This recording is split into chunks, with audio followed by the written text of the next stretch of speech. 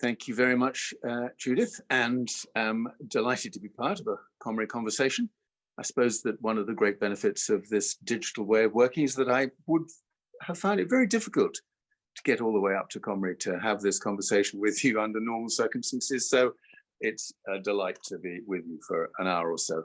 And I just want to try and in 10 minutes to capture where we are, which is a pretty complicated thing to do when it comes to considering climate change, because essentially all the accumulated science of the last 30 years has been emerging much more strongly in our lives over the last 2 years. We saw that particularly in 2019 with the eruption of Extinction Rebellion and of course of the school strikes in our midst in 2019. And it's one of the reasons why I'm so delighted to be sharing this conversation with Ruby today.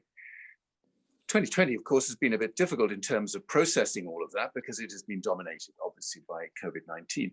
But what it has done is to allow us to make a comparison between dealing with a public health emergency, the pandemic, COVID-19, and dealing with the climate emergency. And when you begin to look at the comparison between those two emergency responses, you can begin to see the scale of the challenge ahead of us, because none of the urgency surrounding what is going on with climate change has gone away. It is still all there. In fact, 2020 has been a really bad year for climate-induced disasters of one kind or another. Rounded off, well, one shouldn't say that. There may be more to come before now and the end of the year, but certainly getting an extra shock at the start of this week, where we saw data emerging from a place called the Laptev Sea up in the Arctic, the Russian Arctic, which was detecting high levels of methane bubbling up from the ocean, from the seafloor underneath the ocean, as a consequence of progressive warming in that part of the world. Now, for as long as I can remember, certainly going back 20 years, climate scientists have been saying there are these tipping points, and we have to make absolutely sure that we don't tip these tipping points, because as soon as you tip one of these tipping points, it's very difficult to go back to the state that it was in before. And one of these tipping points was make sure we do not melt things fast enough that we see the release of methane, both from the Arctic permafrost and from these hydrate deposits, as they're called, under the ocean floor. Well, we've hit that tipping point. And the reality is that we probably will see more and more of this extremely disturbing data coming from the planet on a regular basis.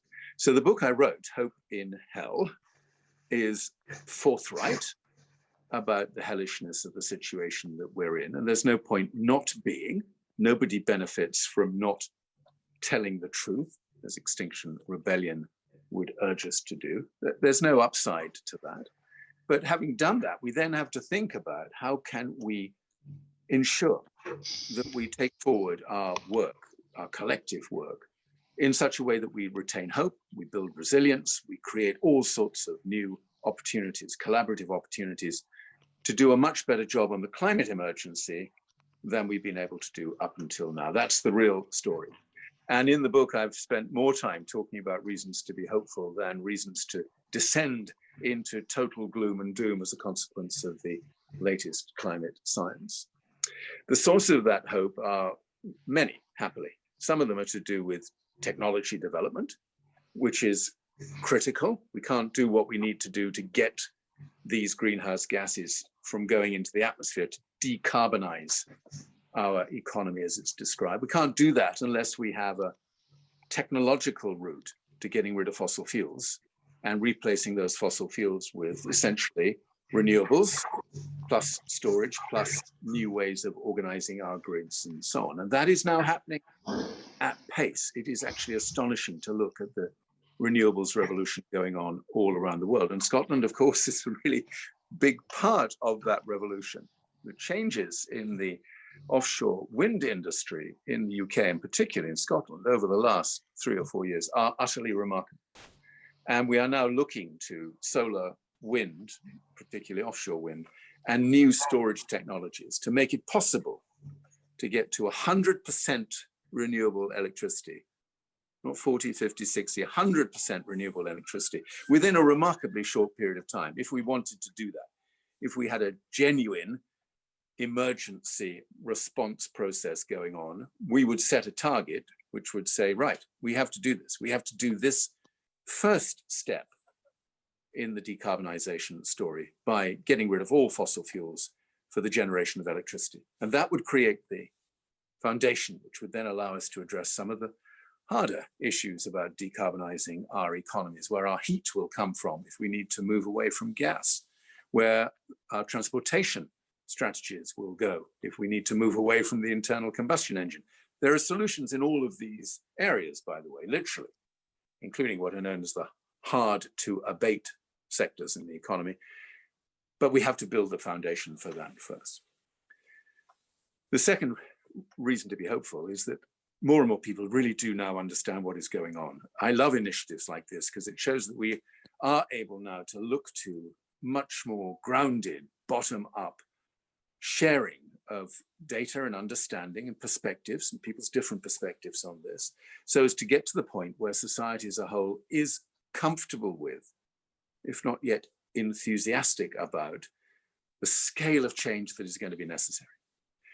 And the great thing is, we don't have any longer any business voices opposing this. Pretty much the totality of the business community in this country and in most other countries, few exceptions, obviously, most business leaders now recognize that this absolutely calls for urgent attention from governments, from business, from citizens right now. So there's no kind of obstruction going on of a systematic kind. And the third reason to be hopeful, and this, I guess, is what will lead into what Ruby will be talking to us about in a moment, is that we have now got this extraordinary new energy in the climate movement, which is the voice and the actions of young people. And for me, 2019 was astonishingly inspirational in that regard. I am a supporter of Extinction Rebellion. I believe that the use of nonviolent direct action is an important part of what we're going to need to do over the course of the next decade or more.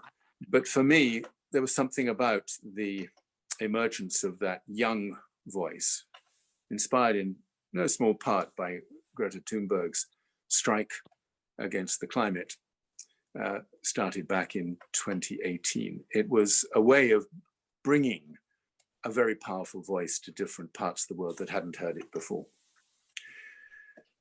So no problem about what I would call authentic hope. I think there is a bit of a problem about kind of shiny, rather superficial optimism, because there's not a huge amount to be super optimistic about. But there is a lot to be very hopeful about in terms of the way these different strands of thinking and technology and community mobilization have begun to converge around the need to turn this into a genuine shared endeavor to confront a genuine emergency in the way that is now necessary. That is what the whole of the next decade is about. And if we can do a lot of what we need to do over the next decade between now and 2030, and the scale of the ambition, by the way, is that we need to halve our emissions of greenhouse gases by 2030. If we can do that by 2030, then prospects for 2050 and prospects for a reasonably stable climate through to the end of this century look okay. They're not brilliant. We've left it so late, they're never going to be brilliant again. But they look better than they would be if we simply carry on with the same old business as usual. Incrementalism, tiny little shifts that don't really make much difference, of the kind that we've had for at least the last 20 years or more. So that's the story. We know what the science tells us. We can see what the politics is currently delivering. We can measure the gap between the science and the politics. The next decade is all about narrowing that gap. And a huge contribution, a huge part of that, in my opinion, will definitely come from the voices that I've just mentioned, particularly the voice of young people, which is probably as good a point as any to hand over to Ruby.